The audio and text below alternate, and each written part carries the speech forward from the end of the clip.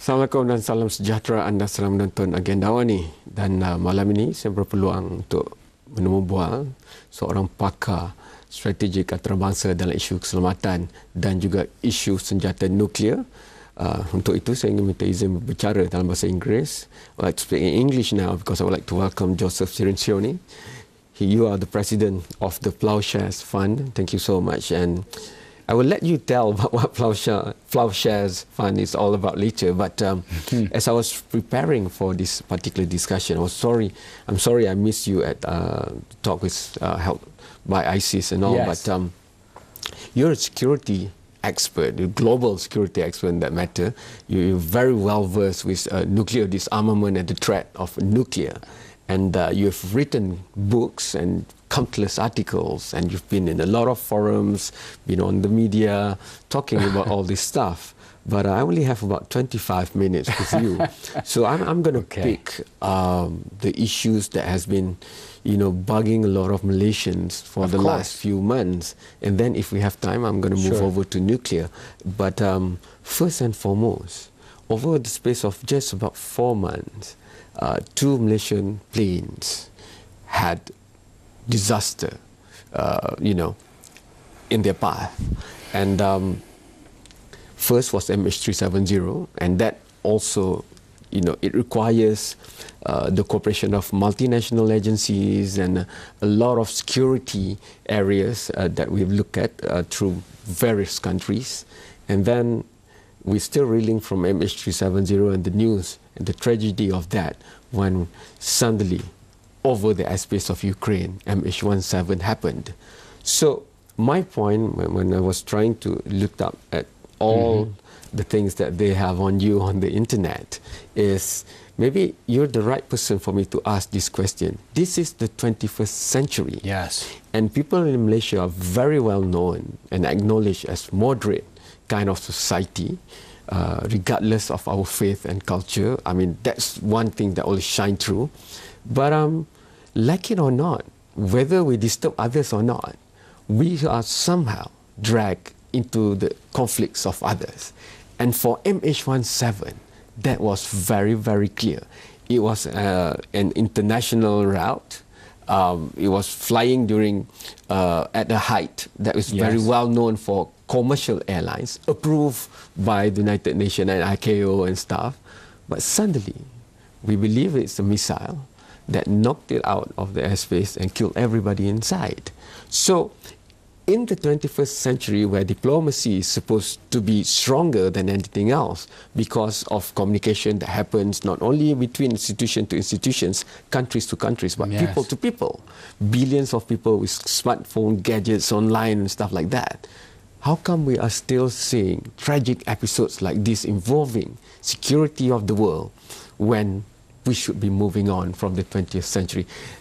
All those tragedies, that doesn't sound like the 21st. It sounds more like the 20th. But sadly, this happened to us. Maybe I can pick your brains on this. I'll give you the sad news and then the good news. The sad news is MH17 was completely avoidable. There are some airline crashes that are acts that we cannot stop. This we could have prevented. First, the governments should have warned the airlines not to fly over a combat space where we knew that the separatists had air-to-air missiles and had used them. The Russian-backed separatists had shot down almost 24 planes already, including 2 military transport planes. The evidence seems clear that they thought this was another transport plane. They fired a surface-to-air missile, and it cost almost 300 lives. So it should have been prevented. Second, we should have a resolution of this. We should have a resolution of this. I would ask the governments of Russia and the separatists to stop the fighting in the area so the Malaysian authorities can get there, can take back the remains of those who still have not been claimed, and can do a thorough investigation and get to the root of it. That's the bad news. Yes. The good news? The good news. It's true, you see the news of the terrible tragedies there are in the world, whether it's in Iraq or Somalia or MH17, but the truth is that there are fewer wars now than there used to be. There are fewer people dying in wars. We've had several 100,000 people killed in wars in the last decade, but that is still fewer than died in just one war of the 20th century, the Vietnam War, which killed several million people. Because we no longer have a Cold War, we no longer have a rivalry between the United States and Russia, we actually have fewer proxy wars. So the wars that do occur are still terrible, but they're smaller in scale and they're less frequent than we used to get in the 20th century. It might be smaller, but with the advance of technology, it can create bigger damage. And that goes all the way also to the threat of nuclear. What if these smaller entities, like the militants of IS, for example, if they have a nuke bomb, of course they will use it. If they can kill and slaughter people, put the video online, for example, that wouldn't be, you know, something that they wouldn't do. However, if I go back to MH17, all well and good from the point of views of governments or institutions, but as a normal traveler, I mean, it's a normal thing to do. You buy a flight ticket. You don't check the flight route. You don't check whether it passes over which area and whatever it is, because if the flight is on, then you'll be taking for granted that the professionals in the industry of the airlines, plus the international organizations, would have seen to that. So in the 21st century, even though conflicts are fewer, like what you said, maybe the intensity of conflict are not, and it can reach us, people like you and me, normal people, just like that. I have to go for the first break, but once we are back, like your views on that. Plus, maybe we can go to the nuclear threat after this.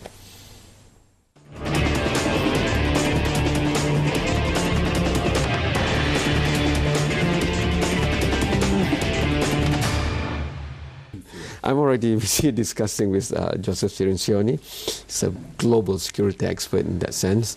Fine, MH17, you know, of course the views from America would say it's the Ukraine rebel, but Russia seems to think otherwise. However, taking a stand as an ordinary Malaysian, I don't care whoever it is. I want the perpetrator to be brought to justice. I want for them to be singled out. I want for them to be identified, put on trial, and given what they deserve to be given by the views of the courts of law. So this is only a simple logical request. But why is it so hard and so tough to do? If the international community can do so many other exemplary things around the world, why can't the weight of the world be focused on this? Because this is a precedent for the airline industry, for example, for the safety of the airline industry. By now, people like me would have expected conferences like the first conference on nuclear to be done, for example, 2010. Why can't that be done for airlines and the safety of flying over zones, nearing conflict zones, for example? Well, this is a very good point, and we have to have citizens demanding this kind of action. So the government of Malaysia is pursuing its own independent investigation, as it should. It is not taking a position yet, as it should. It needs Russia's cooperation to get to the zone. It needs the cooperation of other countries. But once the investigation is done, I agree with you. That's when those guilty must be held responsible. And if they're not going to be held responsible by the countries that did it, then there is also international tribunals that can be set up, or the International Court of Justice that can hear this case. We have the institutions available. We have to use them. Where would the political will and leadership for an international incident like this to be taken? Should it come from the Security Council? Well, unfortunately, on the Security Council, Russia has a veto. So you're going to be blocked from doing any action there. But there's not even a motion for them to block. No, there isn't. This is the kind of thing that you want the countries to be doing more on, especially the European countries. The Dutch have done their own investigation. The flight took off from the Netherlands. That's good. But you really want the European Union to be doing more and to be starting new regulations so that it doesn't happen in the future. Yes, it will cost the airlines a little more to fly around conflict zones, but it's the least citizens can expect. I would expect consumers, if given a choice to fly over a conflict zone, add $200 more US dollars and fly the other way. Of course, that should be given choice to the consumers. But we'll save that for an economist to debate upon. If I take back the example of Ukraine, there was an agreement involving the Ukraine government, Russia and America on their stand on nuclear. and disarmament of nuclear, for example, for Ukraine. Yes. Maybe if you, because you know that better. Sure. Maybe if you can link that to this crisis, because if those kind of agreement before will not be respected as people expect it to be, then how do we proceed for the future? But let's look at the thankful news here. The Ukraine crisis is terrible for a number of reasons, but one of the things it is not a nuclear crisis. Because the government of Ukraine agreed at independence in 1991 and a few years later to give up the nuclear weapons it had inherited from the breakup of the Soviet Union. So several thousand nuclear weapons were taken out of the country in cooperation with Russia and the United States. And then it did more. It still had nuclear materials that a terrorist could use to build a bomb. But that too was taken out of the country, and by 2012, the last remaining nuclear material was gone. That was international cooperation. We still have those agreements. Those work. What we need to do is do more of that and do it faster. Nuclear weapons still exist in the world, and their very existence poses a threat to everyone, not just the people of the United States and Russia. But if I'm, let me play the devil's advocate Please. here. If I'm a politician supporting the stand of the government of Ukraine, then I will say to my people that that's the reason we're facing this problem, because you don't have nuclear capabilities as a deterrent anymore. Okay. So bigger superpower beside you will do this, for example. Nuclear weapons are good for only one thing: preventing somebody else with a nuclear weapon from attacking you with that weapon. But history shows that nuclear weapons don't stop conventional wars. So countries with nuclear weapons have still engaged in wars, have been invaded. Look at Israel. Israel has nuclear weapons. They've been attacked repeatedly. The nuclear weapons haven't stopped that. There's no evidence that if Ukraine had a nuclear weapon, it would have stopped this kind of conflict. But there's a second reason. Ukraine couldn't have kept the nuclear weapons. If it did, it would have been a pariah nation. It wouldn't have received the kinds of cooperation that it got. Economic help. Economic help, integration into Europe. So there was no choice really for Ukraine. It did the right thing. Nuclear weapons don't give you security. They only give you problems. Okay. Maybe I have old data, but there's what, 17,000 nuclear warheads around? Yes, exactly. And then there are hundreds of thousands more that could be manufactured at any time from the materials available. And are we sure that, you know, the size of a grapefruit or whatever size it is couldn't fall into somebody else's hand? Are we really sure that everywhere along this line where nuclear materials are kept or the weapons are kept, that there will not be a breach? That's already there. But lay on top of it the conflicts happening nowadays. Yes. And we've seen in Syria, or we've seen now in Yemen, that things can just turn overnight and suddenly a new entity. A lot of people in Malaysia don't even know ISIL. Now it's just IS, and things keep on moving. In America, for example, now not only have to look at Syria, they have to look at Yemen, and Pakistan is still another issue on the border with Afghanistan, and Afghanistan is the story itself. Then there's still Iraq ongoing. So all these things, layer on top the threat of nuclear. We'll come back to that after this short break. When in Malaysia, we're still debating whether we should have a nuclear reactor to kick off our independence on energy. So there's this big gap between what you are used to the moderate people on average of Malaysia. So I would like to bring this gap to a clash in our last segment together right after this break.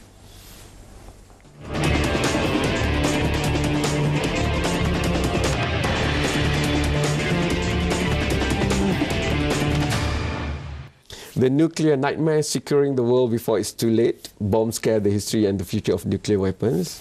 Author is here. Like I said to you before the break, this is a very, very peaceful country. Yes, we have here and there small fires here and there, but that's only expected. Just like in a family, there'll be, you know, some tension here and there. But largely, we are very, very peaceful. I don't think any of us ever harbor the intention of wanting our country to have a nuclear weapon, but it's a global village more and more. So just like MH17, we can't live alone. If we travel, we're going to travel through other people's airspace. And even if we don't want certain stuff, it might come our way. So with the threat of, for example, terrorism, that can't be ruled out. Yes. Of course, the ultimate weapon for a terrorist cell or terrorist anywhere would be to have the ultimate weapon. And right now, it still is a nuclear bomb, for example. And with 17,000 over, 100,000 over potential materials to be done, to be made into nuclear weapons. So how do you look at the conflicts? Yes, they might be having smaller casualties as compared to the world wars we have in the last century, but they are also more and more sophisticated nowadays. Documentation forgeries, biometrics being used for identification, even then they could slip through. So how do we ensure that we are relatively safe, more than in the 20th century? When I read your article, sometimes, you know, there was this plane carrying nuclear warheads, they didn't even know, then, you know, they pass over a few states in America. Accidents. You have to be a real optimist to think that you can keep 17,000 nuclear weapons in fallible human hands and nothing is going to go wrong. Human beings make mistakes. We miscalculate. We push the wrong button. Things go wrong. So the only way to be really safe is to get rid of all those nuclear weapons, which is why you see more and more experts around the world, including here in Malaysia. There was just a statement issued that included a former ambassador in Malaysia calling for rapid steps to eliminate nuclear weapons, because this is a global problem. Let me give you an example. ISIL. Nobody had heard of ISIL a year ago. Now this is a terrorist group unlike anything we've ever seen. They control vast tracts of land. They have over $2 billion in assets, and they have a global recruitment network. If they get their hands on nuclear weapons, they will use it. How do they do that?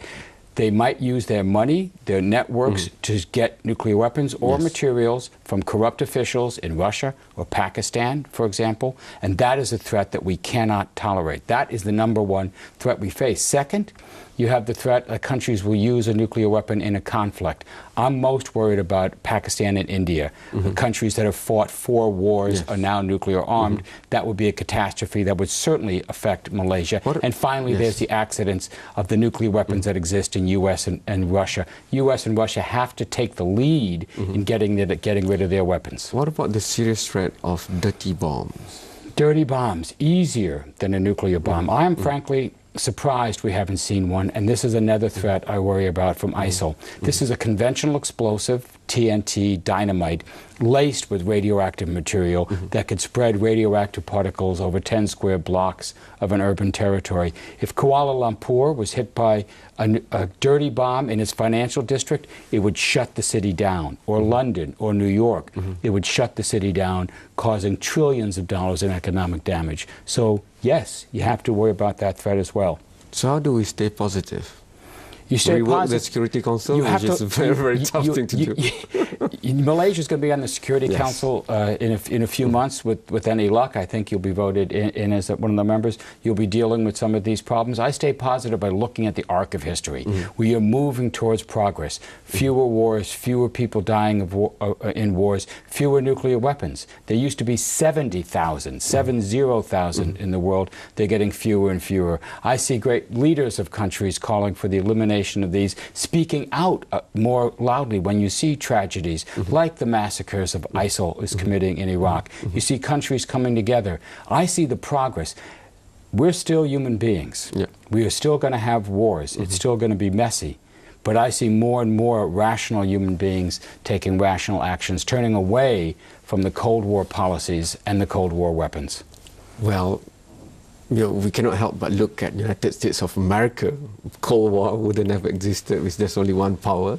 But now, Russia is not what it used to be. And we remember the dream that President Obama had about nuclear weapon. He came out in all his speeches about nuclear weapon and made very big promises that was well taken even this side of the world. But not as he is going towards the end of his term, how would you rate how far he has come in doing what he promised to do in terms of nuclear weapons? President Obama laid out exactly the correct vision, and I say that because I was on his campaign team and helping to develop that vision. It was an ambitious, comprehensive, and practical plan for eliminating nuclear threats. He did a great job in the first 2 years, but then he stopped. So the job is not done. In fact, it's only about 10% done. He has a long way to go.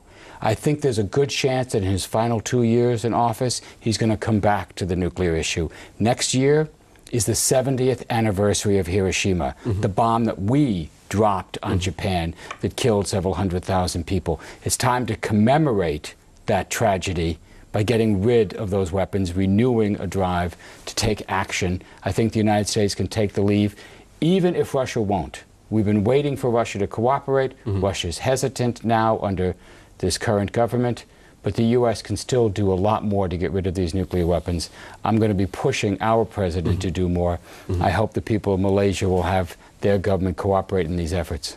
But of course, not just the government, it's also the civil society nowadays Yes. that must come up more and more. So we'll be pushing you for your time to maybe go on Skype with us wherever you are around the world to keep this community here informed of whether we can reach that goal by the 70th anniversary.